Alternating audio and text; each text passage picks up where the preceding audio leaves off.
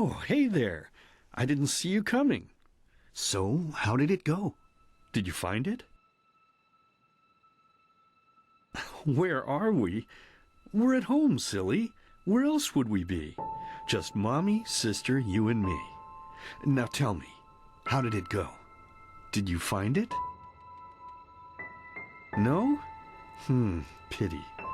Maybe you're simply looking in the wrong places. Did you ever think of that? Oh well, who knows? Say, why don't you go inside and see if you can help Mommy with the cooking? The Creator was kind to us today and sent a big fat elk right in front of my bow. All right?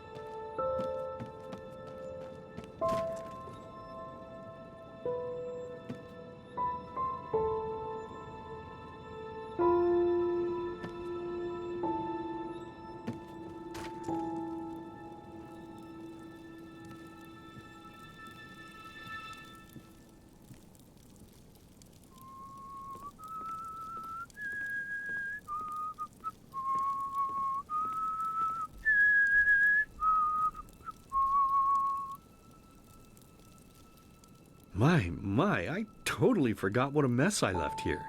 But I was right, wasn't I? A real gem we've got here.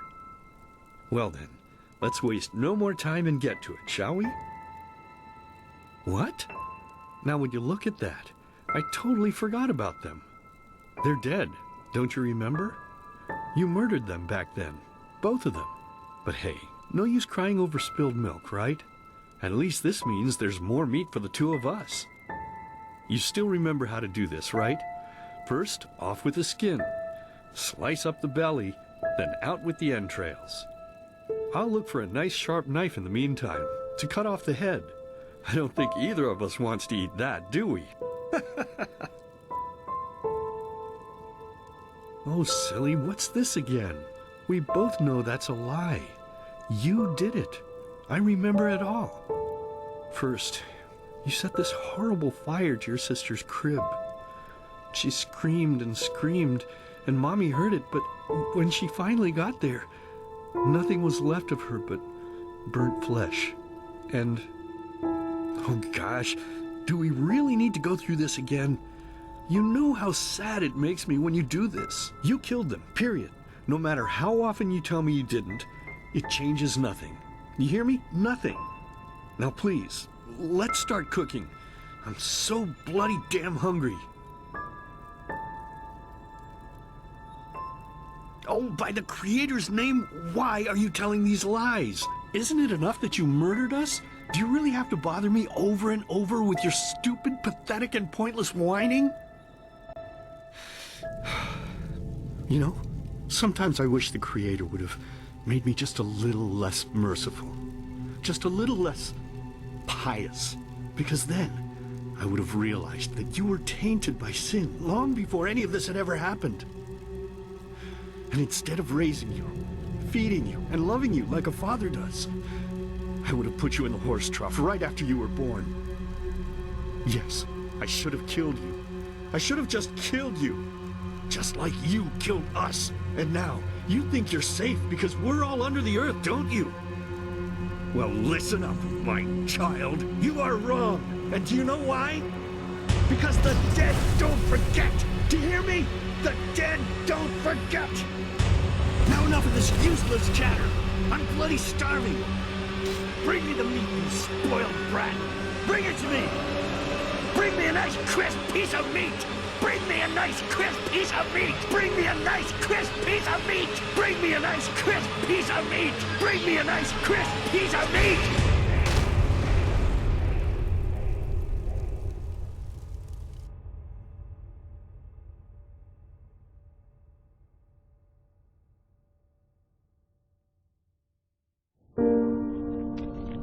Let's begin with a question. It might sound simple to you at first, but I pray you to think about it. What distinguishes a free man from a slave? For now, however, let us start this story where another one ended 3 years ago, with the death of the Lightborn. For 4,000 years they had reigned over this world, 7 arcanists who, through their magic, had acquired eternal life. In a time of chaos, they gave mankind what they thought it needed most, to be ruled over with an ironclad, fair hand. Within just 1 century, they united the shattered lands, and a single century later, their human origin was forgotten.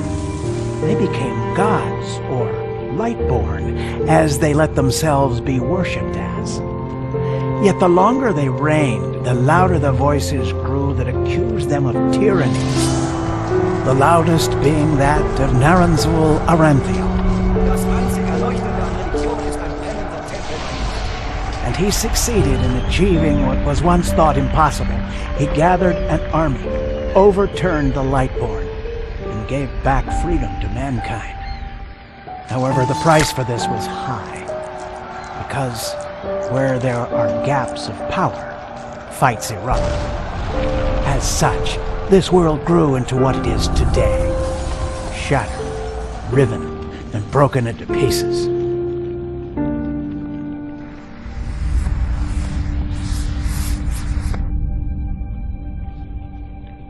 But all of this was merely a diversion, so that no one would notice something else. The death of the Lightborn had set something into motion, a clockwork, having long stood still. Its gears now once again slowly began to turn. This is the story of someone who wanted to be free.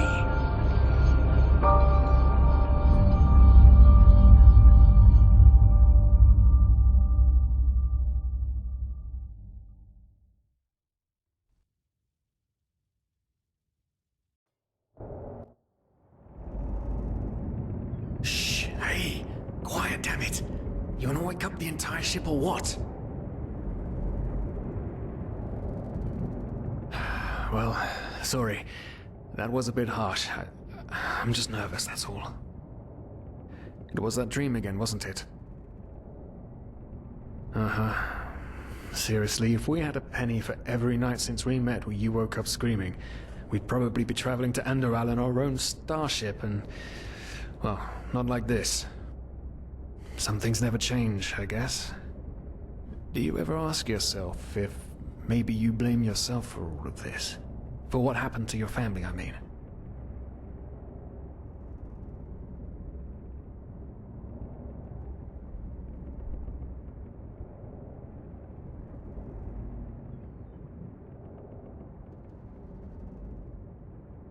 As determined as ever.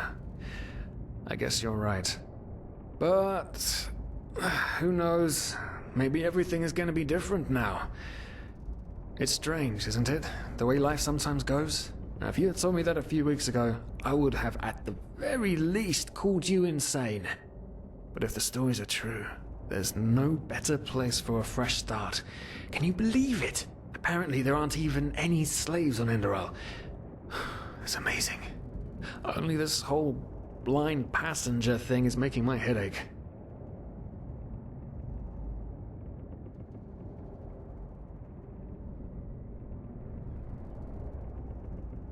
We're talking about 500 pennies here. Even if we're able to find a job over there, we will still need the money for ourselves. Don't fool yourself.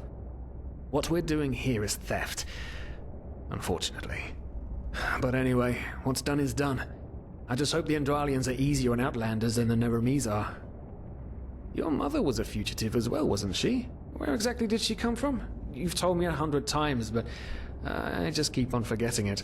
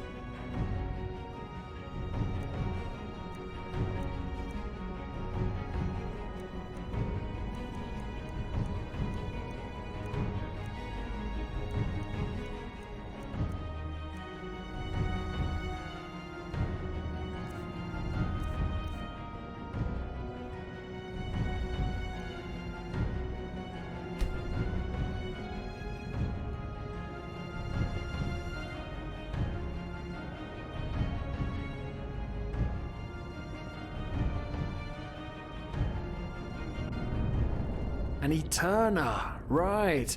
She was one of the last of her kind to leave Maya Awanath, wasn't she? Ironic. Seems some parents pass on their fates to their children. Anyway. Whew, I'm gonna hit the hay for an hour or so. It's your turn to stand... Wait. You hear that? Shit. Someone's coming! Women nowadays just don't want a man to guard them anymore. That's the problem. I tell you, sometimes I long for the good old days, back when I could lift a skirt and nobody would bat an eye. Anyway, enough of the chit-chat. Now, where did I put that key? Oh, blazes, what do they want down here? The lamp! Quickly! Put out the lamp! Good. Now, quiet. Ah, here we go.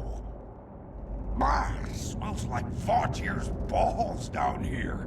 Say now, what's that chest supposed to look like? Small, with the crest of the Blue Island Coalition on it, I think. Ah, yeah, right. Black Guardian knows what the captain wants it for this shortly before arriving. You go look upstairs. I'll see if I can find it down here. Okay. Oh, shit. They don't leave us any choice. We need to do something quick. You take on the old guy, I'll take the young one. Go!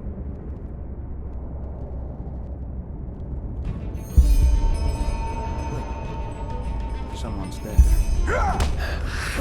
To the face! Come on, George! You can do it!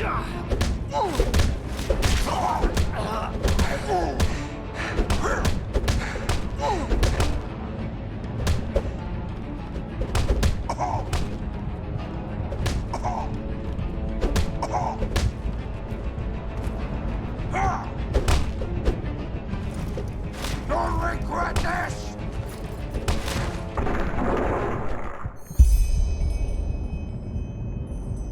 Oh man, oh man, oh man, oh man. That wasn't part of the plan. Not at all. Oh, what in blazes are we going to do now?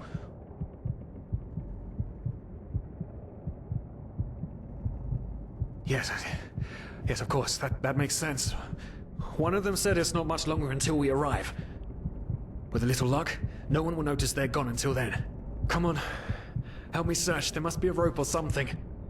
And I thought we were over the hump when we made it on board. It just can't ever be easy, can it?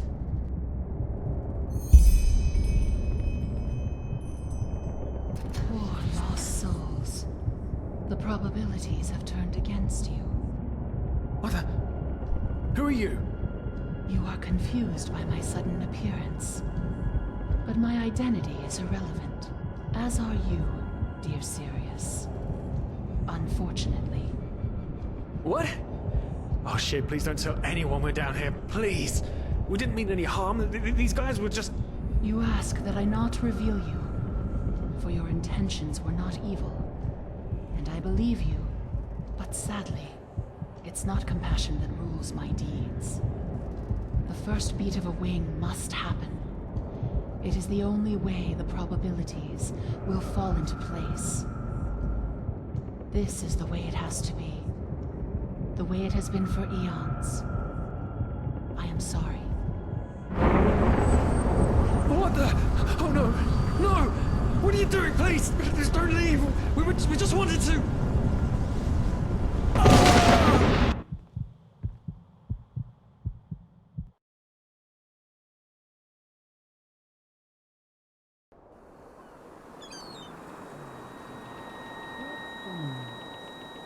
After we had left Ostin, the two of you hid in the cargo and lived on our stocks. Then when Rick and Sebald found you, you gave them a beating.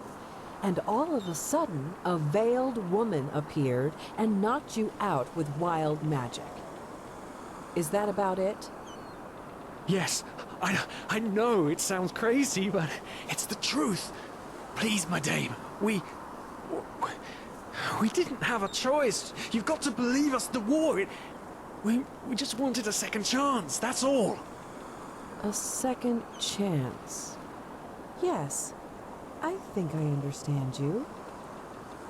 You wanted to start a new life in a new land. And as my ship is one of the only ships still sailing the route since the wars, you were simply forced to board without paying. Yes, we could work for you, you know? We could scrub the deck, build potatoes, anything to pay off our debt. And as soon as we've arrived... Heartbreaking. How truly, truly heartbreaking. But let's be honest. You did have a choice. You could have signed on like all the others did, but you didn't. Instead, you've nested on my ship like flesh maggots, enjoying the good life while my crew actually had to earn their keep. And now you're feeding me this bullshit about veiled women and wild magic? How stupid do you think I am? I know your kind. You are cutthroats, filchers. At least have the guts to admit it. What? No. You're wrong. Please, just let me explain. I don't give a shit for your explanations. If there's one thing I hate more than cowards, it's people trying to pluck my heartstrings. You two are scum. And there's only one kind of punishment for scum on my ship. Pull him up, Ruger. But Captain, they... Do it. Of course, Captain. I'm sorry, lad. You should have stayed in their room. But... You can't do this. Oh, believe me, I can. No.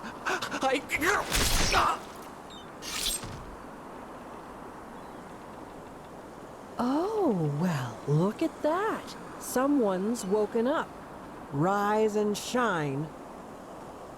Tie him and his friend together and feed them to the fish. Good luck in your new life, friend.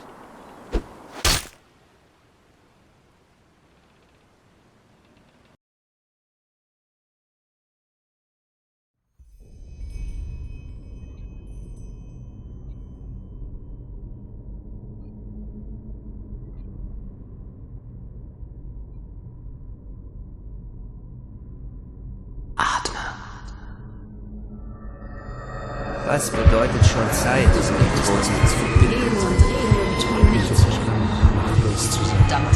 Ich weiß, dass ich nicht real bin. Zumindest nicht nach eurer Definition des Wortes. Ich weiß verdammt genau, was ich tue.